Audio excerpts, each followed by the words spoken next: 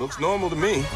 What the? Num num cookie. You're not... Cookie. Oh my God! Cookie. Wow, okay. That is freaky. They're back. Suit up. It might get weird. I'll be there ASAP.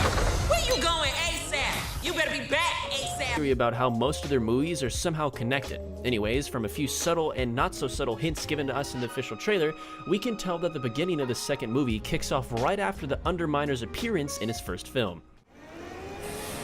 Behold the Underminer! Shirt on. Elastigirl had a black sweater. Violet, of course, was wearing a violet button-up, and Jack, well, we're assuming he pooped his pants and switched out of his onesie.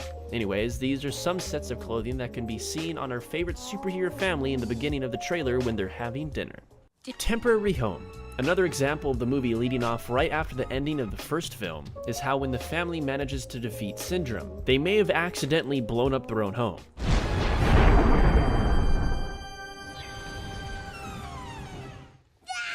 Basic home items, and of course the city landscape we see out the window. Number 8. Heroes become outlawed. The trailer is essentially hinting towards two main plots, with one of them being that Helen Parr, aka Elastigirl, will be part of this big scheme to show the positive side of having. Likely didn't notice, however, was the Underminer's recent attack on the city left the Parr family to be arrested soon after. The reason behind this would likely fall from the mayhem and destruction created throughout the city because of the vigilante.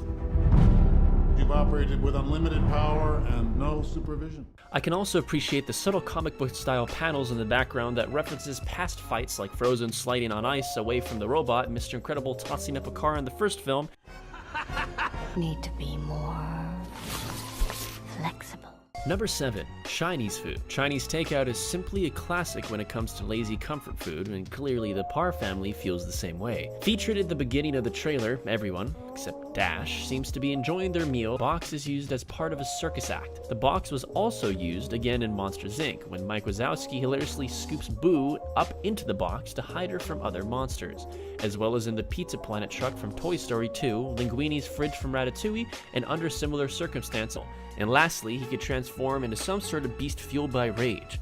Then in the second movie, or very least from the trailer, we can now identify a few new potential powers. The first one people are wondering about is his ability to discharge electricity, and how exactly that power is because he didn't instantly move from one place to another in an instant. He has to be moving around in some sort of void in between.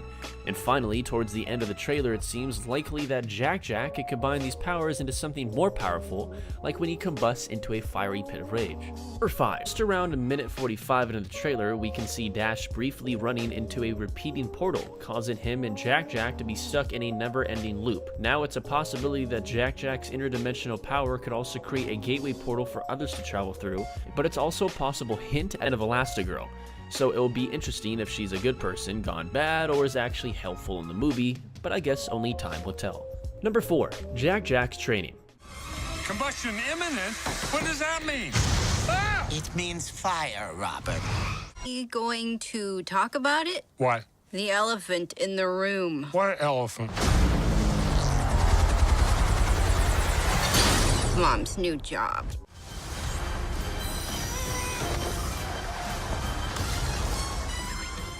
Jack isn't the only highlighted hero getting new superpowers during this highly anticipated sequel. As Violet continues to grow, so do her heroic abilities. We already know this from the first one. How are you doing that? I don't know. Whatever you do, don't stop.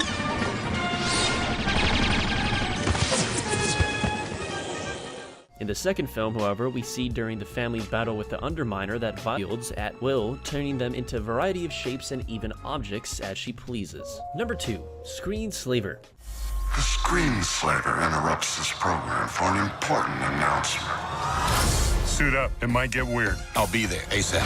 Where you going? Girl covering her own eyes in the background. Theories speculate that the person recruiting Elastigirl to become a super again, aka Winston Dever, will be the person behind the mask. If you're looking for proof within the trailer, all we really have is that their head is shaped relatively similar. But there is a Lego set which basically could, in that there's a satellite dish as part of the Lego set. Boom! Solved. Also, Evelyn Dever sounds very similar to Evil Endeavor, so just saying, it's most likely the case. And finally, number 1, Frozone callback. Honey! What? figured we'd include this callback to one of, if not the best moment to come out of the original movie, in which Frozone and his supersuit are taken away by his wife prior to their romantic night out.